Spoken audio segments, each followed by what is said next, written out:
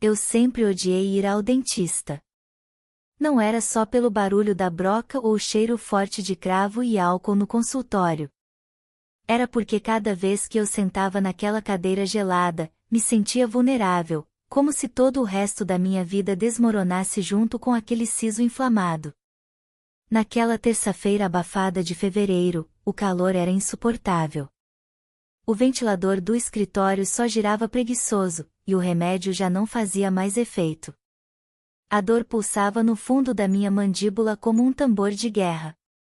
Então, finalmente, liguei para uma clínica nova ali no centro de Florianópolis. Clínica Oral Vida, boa tarde. Oi, eu sou a Helena Duarte. Preciso de atendimento com urgência. A voz do outro lado era calma, masculina, com uma leve rouquidão acolhedora. Claro, dona Helena. A doutora precisou se ausentar, mas temos um profissional disponível. Pode vir às 15 horas.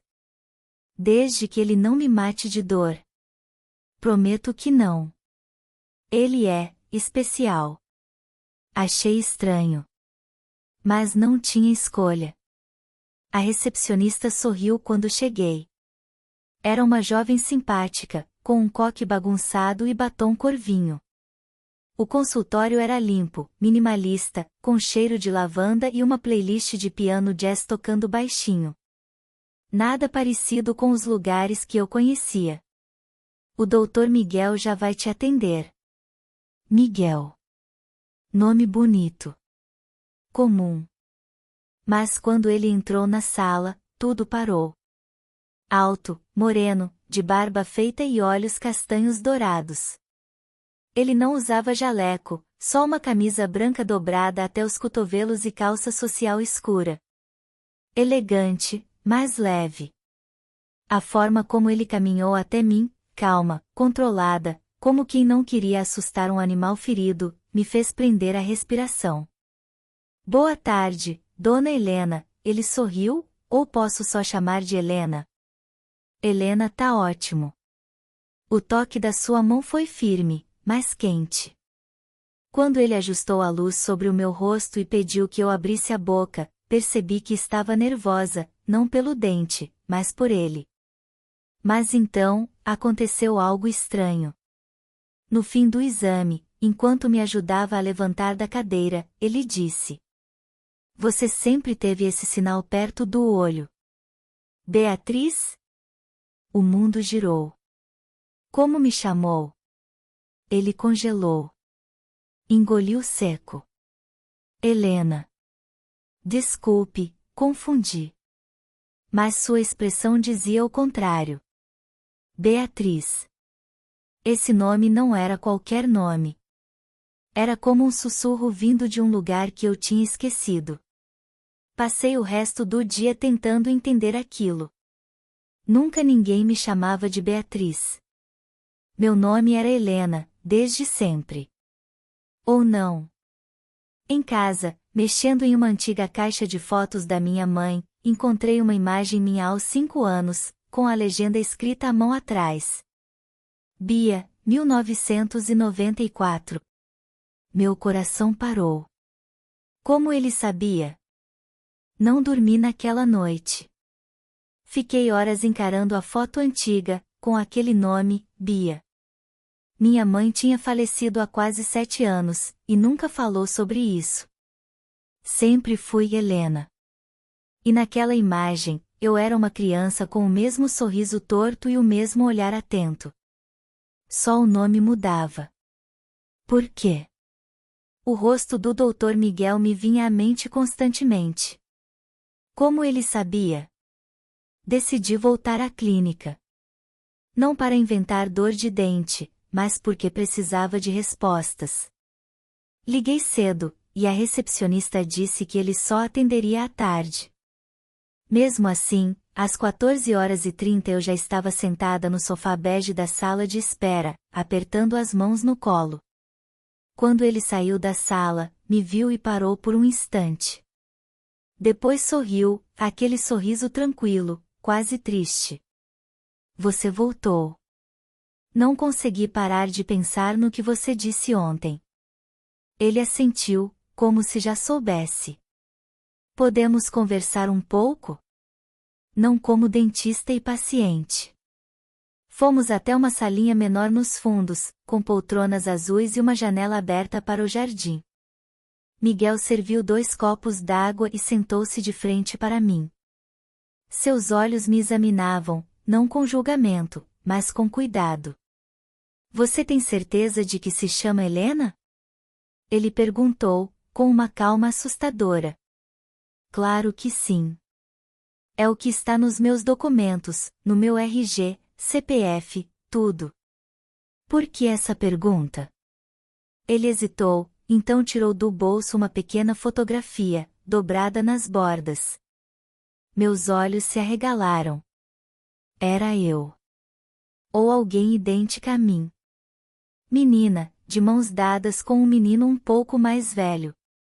Essa é você. Eu era aquele menino. Eu sou Miguel. E você, era Beatriz. O chão pareceu sumir sob meus pés. Isso é um erro. Você está me confundindo com outra pessoa. Você desapareceu quando tinha 6 anos. Ninguém nunca entendeu o que aconteceu. Minha mãe nunca falou nada sobre isso. Ela não era sua mãe. Pelo menos não biologicamente. Você foi adotada de forma não oficial. Eu lembro de você gritando naquela noite, lembro do carro arrancando com você dentro.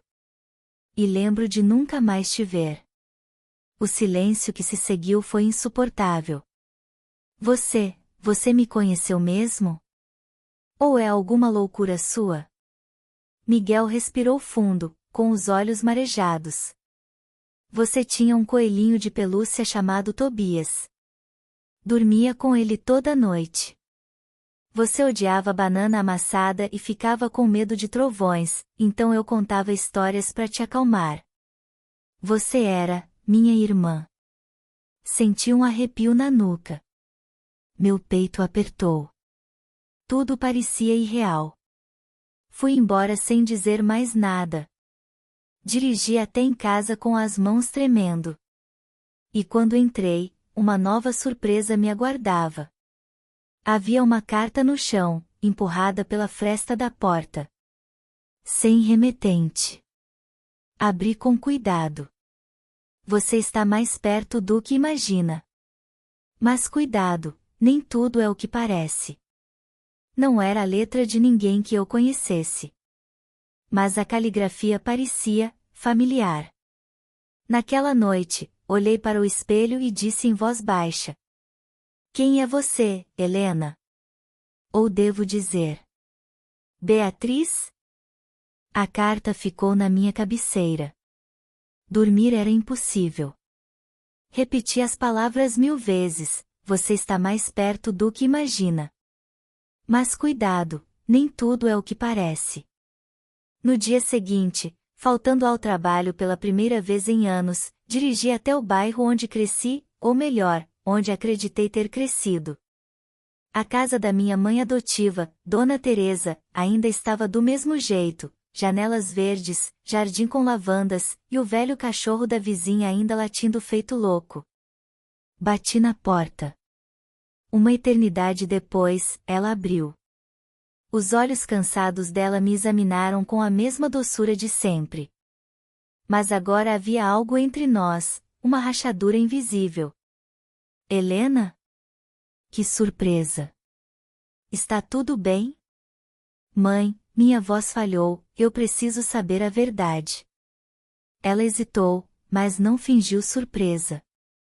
Nos sentamos na cozinha, e o cheiro de lavanda do sabonete que ela sempre usava me atingiu como uma lembrança antiga. Estranhamente reconfortante e sufocante ao mesmo tempo. Você não é minha filha biológica, começou ela com voz trêmula. Mas eu te amei como se fosse. Eu juro. De onde você me tirou? Por que nunca me contou? Porque eu estava com medo de te perder. Ela contou, entre lágrimas, que me encontrou chorando numa feira de rua, perto de Curitiba, num final de tarde chuvoso. Disse que perguntei por Tobias e disse que minha mãe foi embora com os homens do carro preto. A polícia foi chamada, mas nada foi resolvido. Teresa mentiu. Levou-me embora e forjou documentos com a ajuda de uma conhecida no cartório rural. Você me sequestrou, mãe. Eu salvei você. Levantei da mesa. Minha cabeça rodava. Mas antes de sair, ela segurou minha mão. Miguel.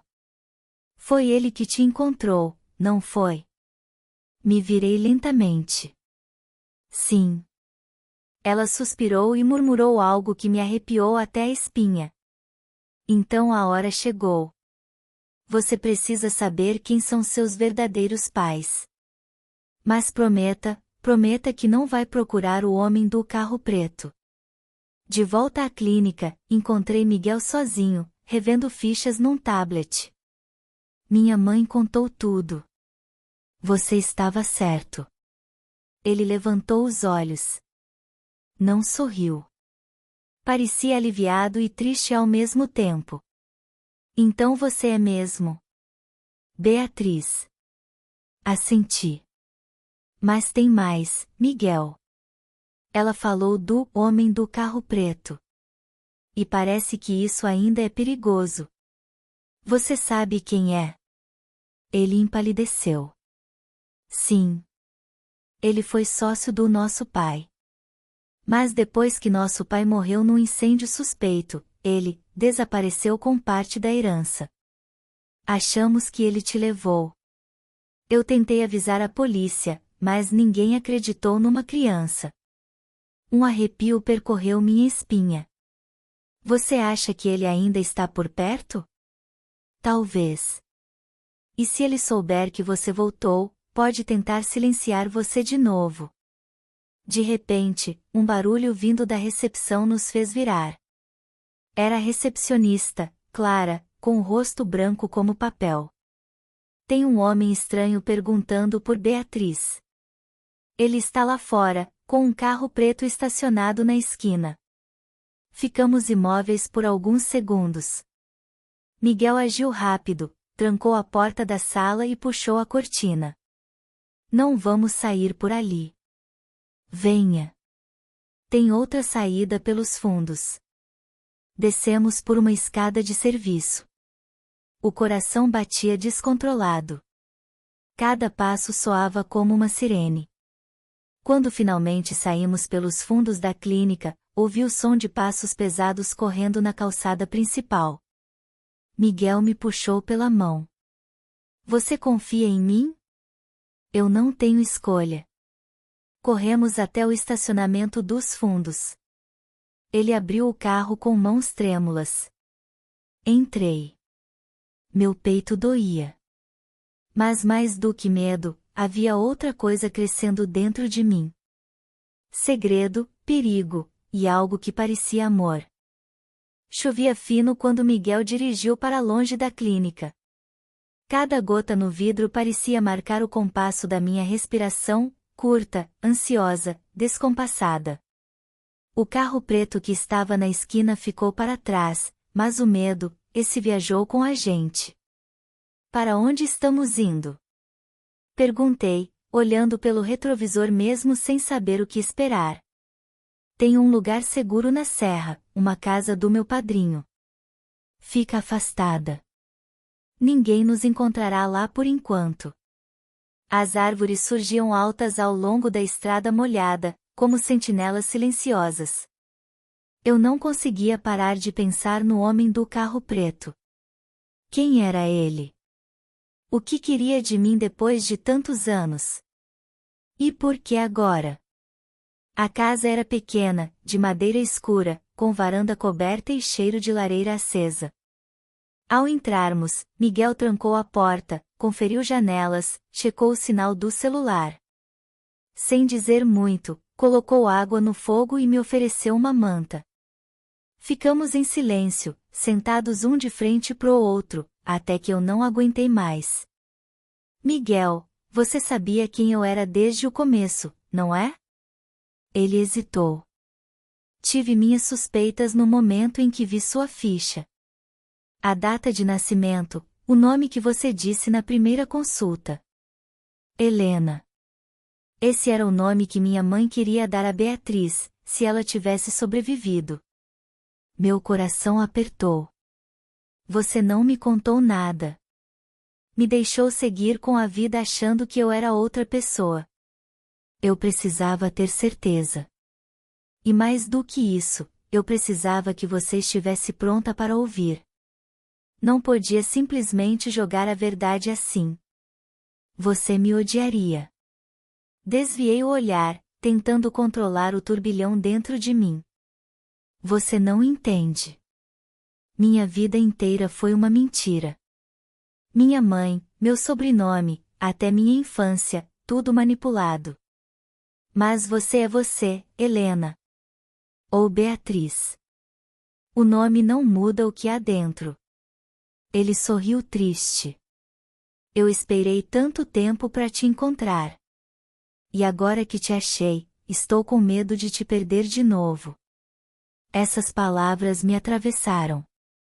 O tempo congelou. Meu olhar encontrou o dele. Havia algo ali que ultrapassava a verdade, o sangue, o passado. Antes que eu respondesse, um ruído lá fora cortou o silêncio. Você ouviu isso? Sussurrei. Ele assentiu.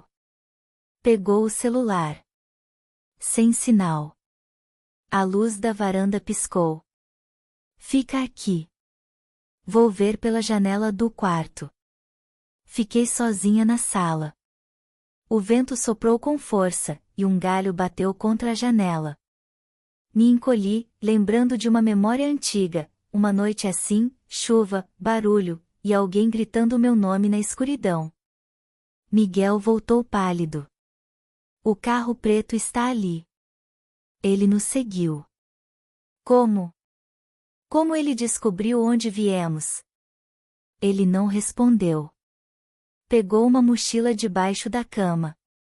Temos que sair agora. A trilha pelos fundos leva até a estrada velha. Vai dar numa pousada desativada, de onde talvez a gente consiga pedir ajuda. Andamos em silêncio pela trilha lamacenta, sob chuva e trovões. Cada passo era um risco. Miguel andava à frente, segurando minha mão firme. Eu tentava não pensar no que aconteceria se aquele homem nos alcançasse. Chegamos à pousada pouco antes da meia-noite. Um lugar esquecido pelo tempo, com telhado quebrado e portas rangendo. Nos abrigamos em um antigo depósito. Precisamos descansar. Amanhã vamos decidir o que fazer. Miguel ajeitou alguns cobertores no chão.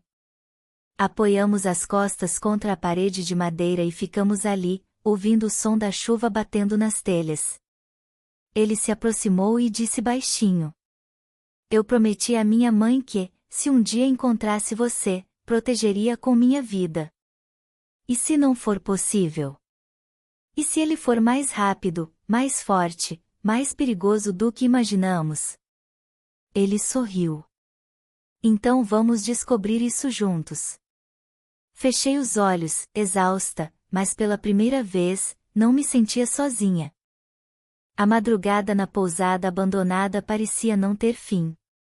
O silêncio era cortado apenas pelo pingar constante da água infiltrada e pelo som abafado da minha respiração.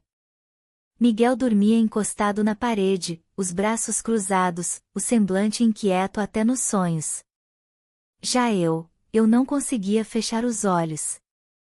Sentia que algo estava prestes a acontecer. Foi por volta das 3 da manhã que ouvi passos. 1, 2, pausados, calculados. Como se alguém soubesse exatamente onde estávamos. O coração disparou. Toquei levemente o braço de Miguel. Tem alguém aqui. Ele despertou num segundo, os olhos alertas. Pegou o canivete que guardava na mochila e fez sinal para que eu ficasse atrás dele. As tábuas do corredor rangeram. A porta entreaberta da sala se moveu lentamente. Foi então que a sombra apareceu. Alta, vestida de preto, o rosto coberto por um capuz. Um lampejo da lanterna revelou olhos frios, calculistas. Beatriz, finalmente. A voz ecoou como um sussurro envenenado. Meu corpo congelou. Quem é você? Gritou Miguel, dando um passo à frente. Ela sabe quem eu sou. Ou melhor, está começando a lembrar. Não é, querida? De repente, flashes me invadiram.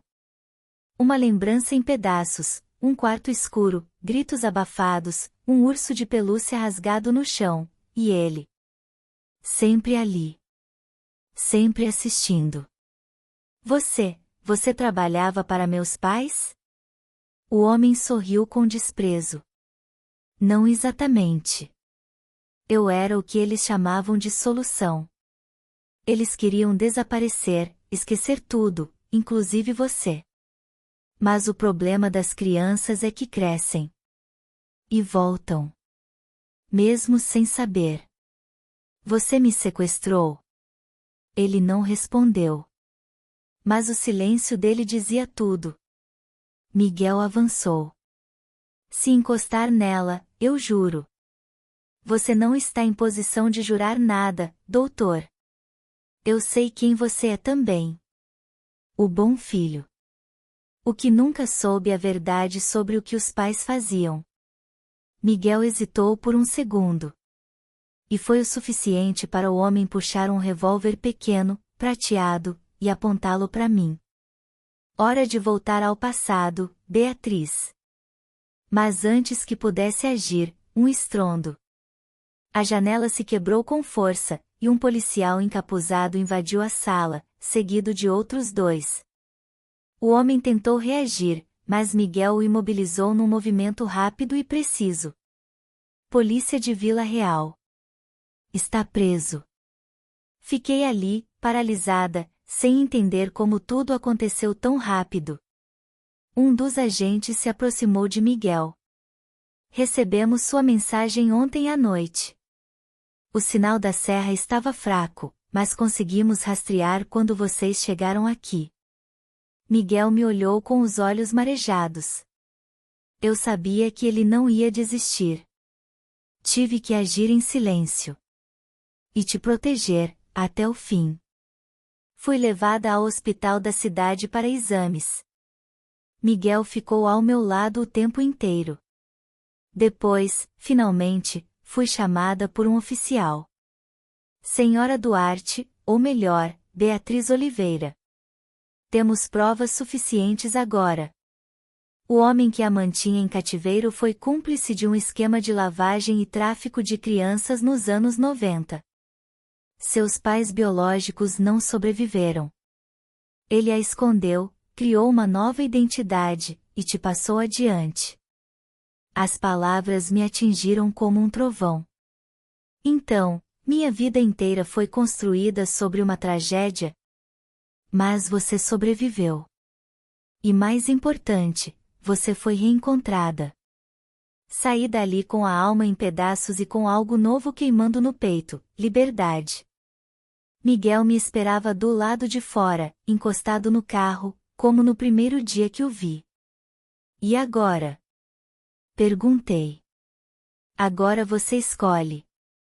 Pode retomar sua vida, ou pode começar uma nova. E, se quiser, eu quero estar nela.